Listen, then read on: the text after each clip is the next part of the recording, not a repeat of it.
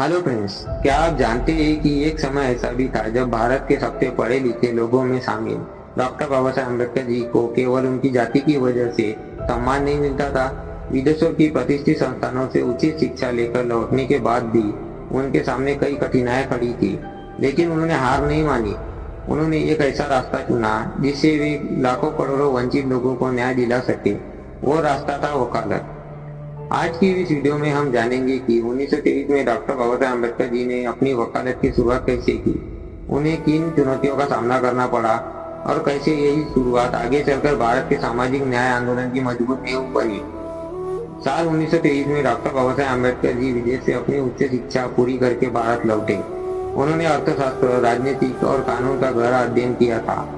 कानून की पढ़ाई पूरी करने के बाद वे बम्बई हाई कोर्ट में वकालत करने लगे, लेकिन यही रास्ता बिल्कुल आसान नहीं था। उस समय भारतीय समाज में जातिगत भेदभाव बहुत गहरा था। एक दलित वकील होने के कारण कई लोग उनसे अपना मुकदमा लड़वाने से हिचकिचाते थे। कुछ लोग उनकी योग्यता देखने के बजाय उनकी जाति देखते थे। इसलिए शुरुआती दिनों में उन्हें बहुत कम केस मिले और आर्थिक कठिनाइयों का भी सामना करना पड़ा। लेकिन बाबा साहेब जी का आत्मविश्वास कभी नहीं टूटा। उन्हें विश्वास था कि एक दिन उनकी मेहनत और ज्ञान ही उनकी सबसे बड़ी पहचान बनेगी।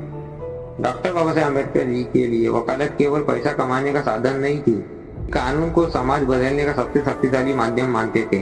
वे विशेष रूप से उन लोगों की मदद करते थे जिन्हें समाज में न्याय नहीं मिलता था। गरीब, मजदूर, दलित और वंचित वर्ग के लोगों के अधिकारों की रक्षा के लिए उन्होंने पूरी ईमानदारी और दृढ़ता से अदालत में अपनी बात रखी।